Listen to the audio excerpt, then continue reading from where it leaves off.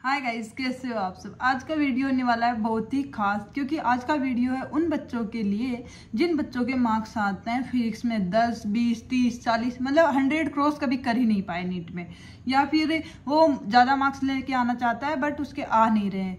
तो गाइस ये same problem मेरे साथ थी जब मैंने नीट की प्रिपरेशन की थी और मुझे ड्रॉप लेना पड़ा था ओनली फिजिक्स के लिए।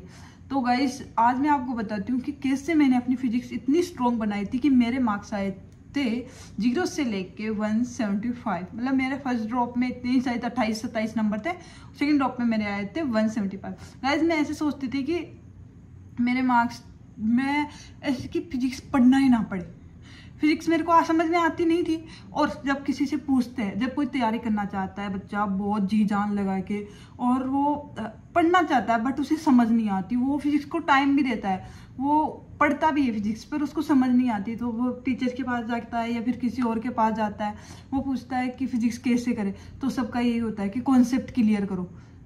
पर हम दिक्कत बच्चों के यहाँ ही आती है। जब मैं अपनी बता रही हूँ, जब मैं तैयार तो मैं सोचती साला कॉन्सेप्ट ही तो कैसे क्लियर करूँ, यही तो समझ नहीं आता मुझे, कैसे करना है ये। बहुत मतलब लिटरली बहुत परेशान थी मैं फिजिक्स में। सोचती थी कि मेरे बायो और केमिस्ट्री में ना 540 मार्क्स आ जाएंगे, फुल बाय फुल मार्क्स ले आऊँगी। फिजिक्स में 50-60 नंबर भी आ जाए ना तो 600 मार्क्स आ ही जाएंगे, मेरा सिलेक्शन हो जाएगा। क्योंकि फिजिक्स आती नहीं थी और किस्मत का खेल ऐसा था कि फिजिक्स इस लेवल की है कि फिजिक्स में आए 175 मार्क्स। और एक जो क्वेश्चन गलत हुआ था वो था मैग्नेटिक फील्ड। 2022 में क्वेश्चन आया था मैग्नेटिक फील्ड की यूनिट, मतलब जो डायमेंशन होती है ना वो उससे रिलेटेड। तो वो कुछ ज़्यादा है और कॉन्फिडेंस के चक्कर में ये क्वेश्चन मैंने 50 बार सोल्व किया, इसके चक्कर में वो क्वेश्चन गलत कर दिया। जब फिर मैंने मतलब जो आंसर किया है शाम को पेपर दे के आने के बाद मैंने चेक किया, मैंने कहा ये तो गलत नहीं हो सकता, ये शायद मिस प्रिंट होकर आंसर किया है ये। फिर मैंने दोबारा उसको सोल्व किया तो वो मेरा गलत था, क्योंकि वो एम की वैल्यू कुछ कट रही थी, कुछ ऐसा सीन था। बट गाइस मैं आपको बता देती हूँ कि मैंने अपनी फिजिक्स लिटरली बहुत स्ट्रॉन्ग कर ली थी और मुझे फिजिक्स तो मेरा फेवरेट सब्जेक्ट बन गया था। वो कैसे हुआ गाइस? और यदि आप मतलब बच्चे ना देख के उसके पेरेंट्स देख रहे हो तो अपने बच्चे को जरूर दिखाना। यदि कोई आपका दोस्त है जो तैयारी कर रहा है इस टाइम पे और उसकी फिजिक्स समझ में आ रही है, मतलब कम आ रही है या फिर नहीं आ रही है, तो आप उसको शेयर जरूर करना, क्योंकि आपके एक शेयर करने से उसकी लाइफ बदल सकती है। आज वो फिजिक्स की वजह से या तो सिलेक्शन छोड़ सकता है या फिर अपनी प्रिपरेशन को पीछे ले सकता है। तो गाइस वो नहीं करना है। यदि आप उसके अच्छे दोस्त हो या अपने मतलब बच्चों के अच्छे मार्क्स चाहते हो तो आप अपने बच्चों को जरूर दिखाना, आप अपने मतलब दोस्त को जरूर शेयर करना। तो देखो जब मैंने नीट की प्रिपरेशन स्टार्ट की थी, क्योंकि स्कूलिंग में फिजिक्स में इतना जोर नहीं दिया जाता, सही बात मैं अपने से बता रही हूँ, नहीं दिया जाता है गाइस। और फिजिक्स को टाइम चाहिए, टाइम के साथ दिमाग भी चाहिए। अब दिमाग वाला वासीन मैं आपको बताती हूँ, मुझे बिल्कुल समझ नहीं आती थी। मुझे फर्स्ट चैप्टर समझ में आया था बस, वो भी कौन सी वाला, वो यूनिट डायमेंशन जो मेरा नीट 2022 में गलत हुआ है क्वेश्चन, वो वाला ही समझ आया था मेरे को बस। उसके अलावा मुझे कुछ समझ नहीं आया था पूरी साल। मैं पढ़ना चाहती थी, मैं बहुत पढ़ना चाहती थी, माइनर टेस्ट में 4-4 घंटे फिजिक्स को देती थी, पर मैं क्या पढ़ती थी, जो सब बच्चों के साथ हो रहा होगा जिनके फिजिक्स में मतलब फिजिक्स में मार्क्स लाना चाहते हैं, वो पढ़ते भी है बट उनके मार्क्स नहीं आ रहे। तो क्यों नहीं आ रहे मैं आपको बताती हूँ गाइस। मेन चीज़ होता है बेसिक क्लियर होना। अब जब मेरे को ये चीज़ कोई बोलता था जब मैं तैयारी के टाइम पे कि बेसिक क्लियर करो तब मार्क्स आएंगे, तब मुझे भी समझ नहीं आता ये बेसिक कहाँ से क्लियर करूँ, मुझे बेसिक कुछ ही समझ नहीं आता। कोई बोलता है कॉन्सेप्ट क्लियर करो, कोई होता है बेसिक क्लियर करो, कैसे करूँ मैं, कैसे करूँ। इतनी ज़्यादा परेशान थी मैं लिटरली फिजिक्स से। मेरे पापा बोलते थे कि विक्की फिजिक्स समझ नहीं आती क्या, मतलब दिक्कत क्या है। अब मैं क्या बताऊं कि मुझे क्या दिक्कत है, मुझे खुद समझ नहीं आता था मुझे फिजिक्स समझ क्यों नहीं आती है। तो गाइस मैं आपको बताती हूँ फिजिक्स का मेन कॉन्सेप्ट है, जब क्वेश्चन सही चल रहा है, लेकिन जहाँ पे कंपोनेंट आते थे साइन कोस्टा, यही मैं तो फुल गुल हो जाती थी। मेरा तो यही आन स्वाहा क्वेश्चनों के साथ यही सीन होता था मेरा। तो गाइस मैं आपको बताती हूँ, जब फर्स्ट टाइम मैंने नीट की प्रिपरेशन की थी तो मैं समझ तो आती नहीं थी, तो सब बच्चे बोलते थे मॉड्यूल सोल्व करो। मॉड्यूलों के क्वेश्चन इतने हाई लेवल के, मेरे बिल्कुल सोल्व ही ना हो। एक क्वेश्चन में 10-10 मिनट 20-20 मिनट हो भी ना, फिर 10-10 20-20 मिनट के बाद भी हो भी ना। और जब ये डाउट काउंटर पे डाउट पूछने जाते थे तब ऐसे ये तो बहुत बेसिक है, ये भी नहीं आया, तो इतना अजीब लगता था कि यार मतलब सबको आ रहा है मुझे ही नहीं आ रहा है, मैं इतनी कमजोर हो गया, मुझे समझ नहीं आ रहा, मैं भी अपनी स्कूल की टॉपर। टॉपर तो बन जाते हैं, वो तो रट्टो पट्टो वाला सीन होता है। तो गाइस मैं आपको मतलब फर्स्ट टाइम ये सीन रहा था, फिर सेकंड टाइम में मैंने सोच लिया था कुछ भी हो जाए फिजिक्स को मैं अपना फेवरेट सब्जेक्ट बना के मानूंगी। लिटरली मैंने सोच लिया था और ये मैंने किया। इस चीज़ की सबसे बड़ी खुशी है कि ये मैंने किया। मेरे 180/180 मार्क्स आ सकते थे, वो एक क्वेश्चन की वजह से नहीं आए, बट 175 कम नहीं थे उस टाइम पे। पेपर भी अच्छा लेवल का था, मतलब ऐसे भी नहीं था। इस बार का पेपर सब बच्चे बोलते कि हार्ड था, नो डाउट थोड़ा इतना भी हार्ड नहीं था। सही में तैयारी यदि मेरी लेवल की, जब मैंने फिजिक्स की थी उस लेवल की होती ना, तो मैं 180/180 इस पेपर में भी ला सकते। 180/10 का तो पता नहीं, क्योंकि और भी सब्जेक्ट है, लेकिन ओनली फिजिक्स मेरे को करने को दी जाती थी। 180/180 पर मेरे अच्छे मार्क्स आ जाते। इस पेपर में भी अब भी सोल्व करूँ ना मैं, तो भी मैं आराम से कर लूँ, क्योंकि मेरी तैयारी इस लेवल की हो गई थी कि मतलब यार जब आपको नहीं समझ में आता और आप पढ़ना चाहते हो ना, वो लिटरली वो गट्स फील कर सकते हो कि वो कैसे लगता है उस टाइम पे हमें। तो बात स्टार्ट होती है यहाँ से कि फिजिक्स को कैसे सॉलिड बनाए। तो गाइस सबसे पहले मैंने क्या था कि जब हमारे जो सर थे CLC के, उन्होंने कहा था कि अपने मॉड्यूल्स को सोल्व करना बंद कर दो। मैं बोलूँगी जब कोचिंग के तो अच्छे मॉड्यूल होते हैं वो तो सोल्व करनी चाहिए वो, लेकिन गाइस यदि आपको नंबर चाहिए और आप अभी आपके मार्क्स नहीं आ रहे तो मॉड्यूल तो सोल्व आप अब भी कर रहे हो, मार्क्स तो नहीं आ रहे ना। लेकिन तो गाइस आपको कैसे करना, मैं आज लिटरली बहुत बेसिक से बताऊंगी। जिस बच्चे को फिजिक्स का P भी नहीं आता ना, उसकी फिजिक्स बहुत सॉलिड हो जाएगी आज। तो गाइस सबसे पहले करना क्या है, मैंने एक बुक सोल्व की थी, वो थी यूनिवर्सल सेल्फ स्कोर। मैं किसी बुक को प्रमोट नहीं कर रही हूँ कि आप कि ये तो बुक प्रमोट करे, नहीं, मैंने खुद की थी। ये ऑनलाइन भी अवेलेबल है और ऑफलाइन भी काफ़ी जहाँ पे नीट के सेंटर्स या कोचिंग वगैरह होती है वहाँ पे ये आसानी से मिल जाती है, क्योंकि बहुत अच्छी बुक है और बहुत पुरानी बुक है, शुरू से चलती आई है। इसमें नए अपडेट्स होते रहते हैं, नए क्वेश्चन ऐड होते रहते हैं, पुराने हटते रहते हैं। इसके साथ आप और जो पेपर आया था ना इस बार का, इस बुक से मैं आपको एक एक क्वेश्चन मिला दूँ, इतनी ज़्यादा मैंने इस लेवल की बुक को सोल्व किया था। और ये कोई हाई लेवल की बुक नहीं है कि आपसे सोल्व नहीं होगी, बहुत ईजी है, बट क्वेश्चन इसमें बहुत सारे हैं।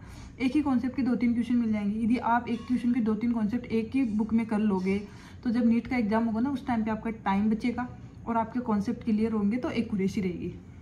तो सबसे पहले आपको करना क्या है, फिजिक्स के लिए आपको सबसे बेसिक जो चैप्टर वो करना है। यदि वो आपने कर लिया तो आपकी आधी फिजिक्स सोल्व हो जाएगी, वो है वेक्टर।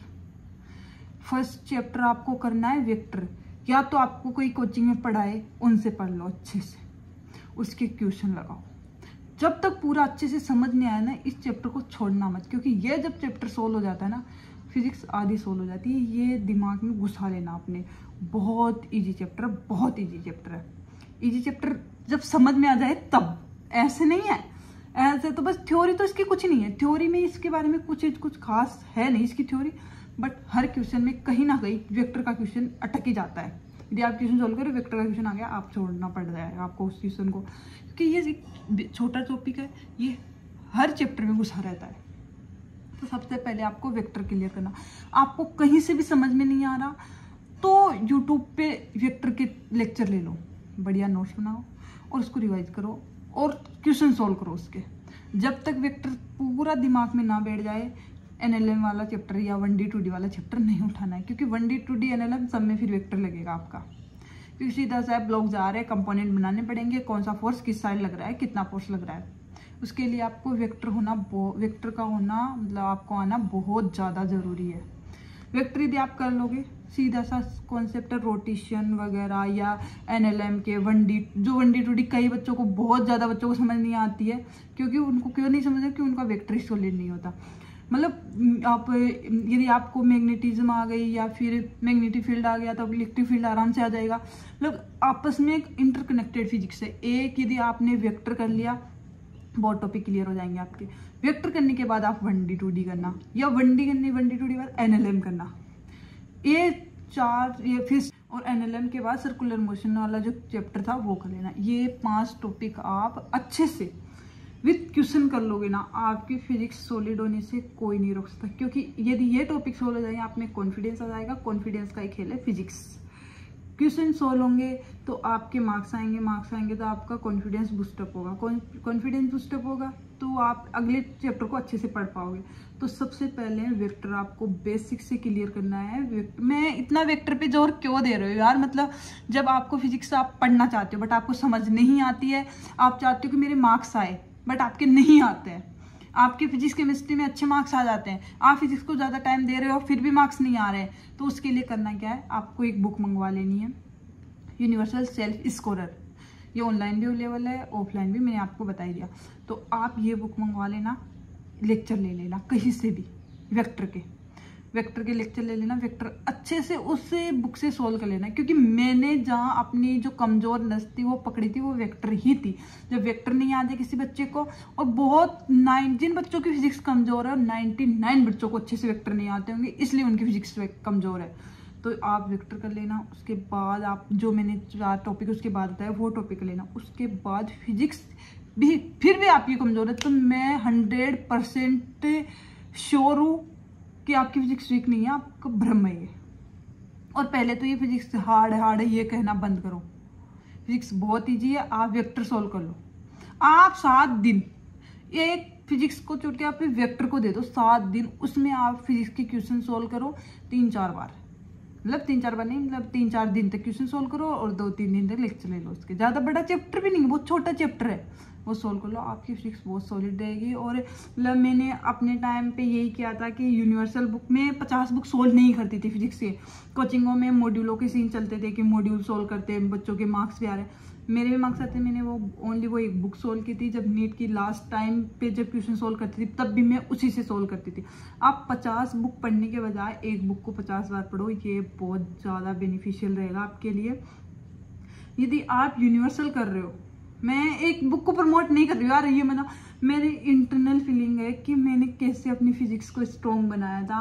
मतलब मेरे एक दोस्त भी थी, लिटरली मेरी रूममेट थी कोचिंग के टाइम पे, उसकी फिजिक्स बहुत वीक थी और हमने यूनिवर्सल कब पकड़ी ये भी मैं आपको बता देती हूँ। जब हमारी कोचिंग के जो डायरेक्टर थे CLC करियर लाइन कोचिंग के, CLC सिक्कर के, उन्होंने कहा था, अपनी कोचिंग के मॉड्यूलों को लिए कहा था कि आप इनको अलमारी के ऊपर रख दो, इनको सोल्व ही नहीं करना है फिजिक्स के लिए, तो बिल्कुल भी केमिस्ट्री और बायो के लिए मॉड्यूल सोल्व करो, लेकिन फिजिक्स के लिए मॉड्यूल सोल्व नहीं करना है, ओनली सोल्व करनी है यूनिवर्सल सेल्फ स्कोर। मतलब कोई इंसान इतना बड़ा डायरेक्टर जो 25-30 साल से अपनी कोचिंग चला रहा है, वो बोल रहा है कि आप ये सोल्व मत करो, आप यूनिवर्सल सोल्व करो। क्योंकि रिपीटर बच्चा तभी बनता है जब उसको फिजिक्स नहीं आती है। यदि आप अब रिपीटर नहीं बनना चाहते, आप अच्छे रैंक के साथ सिलेक्शन चाहते हो, तो आज ही वो बुक मंगवा लेना और वेक्टर के लेक्चर ले लेना। यदि आप वो बुक अफोर्ड नहीं कर सकते हो, 1100 रुपये के आसपास की आती है, वो नहीं लेना चाहते या फिर नहीं करना चाहते, तो आप वेक्टर के लेक्चर ले लेना और उसके क्वेश्चन कहीं से भी लगा लेना, पर मैक्स टू मैक्स क्वेश्चन लगाना, मिनिमम 200 क्वेश्चन आप वेक्टर के लगा लेना। उसके बाद आप 1D 2D पढ़ लेना, 1 डायमेंशन 2 डायमेंशन वाली जो चैप्टर है वो। उसके बाद आपकी फिजिक्स एकदम मक्खन की तरह हो जाएगी, बहुत ईजी लगने लगेगी। प्लीज़ मैं आपसे प्लीज़ बोल रही हूँ कि यदि आपके कोई भी रिलेटिव्स की या फिर आपके छोटे बहन भाइयों की, आपके बेटा बेटी जो भी है, आप पेरेंट्स देख रहे हो, तो यदि आप बच्चों की फिजिक्स वीक है तो आप ये वीडियो जरूर दिखाना कि उनको जोर देना कि आप वेक्टर क्लियर कर लो। 1D 2D मतलब जो फर्स्ट चैप्टर है ना 11th के, ये होता है लिटरली जो ट्रिग्नोमेट्री बेसिक ये चीज होती है कि बेसिक क्लियर करो। बेसिक जो मैं वर्ड बोलती थी, ये बेसिक तो क्लियर नहीं है, ये कैसे क्लियर करें, तो मैं बताती हूँ। बेसिक यही है, वेक्टर। फिजिक्स की कमांड पकड़नी है तो वेक्टर सीख लो, वेक्टर आ गए फिजिक्स आ गई। तो गाइस अच्छे से फिजिक्स सोल्व करनी है, और फिजिक्स से रिलेटेड कोई भी डाउट है तो आप मेरे को कमेंट्स में पूछ सकते हो, मैं एकदम क्लियर करता हूँ। Okay, tata bye bye. और भी रिलेटेड या काउंसलिंग से रिलेटेड कोई भी आपको डाउट आ रहा है, या आपके रिलेटिव्स को या आपकी छोटी बहन भाई को, दोस्तों, कोई भी डाउट आ रहा है, आप कमेंट्स में पूछ सकते हो, मैं आपका रिप्लाई दूंगी। Bye bye.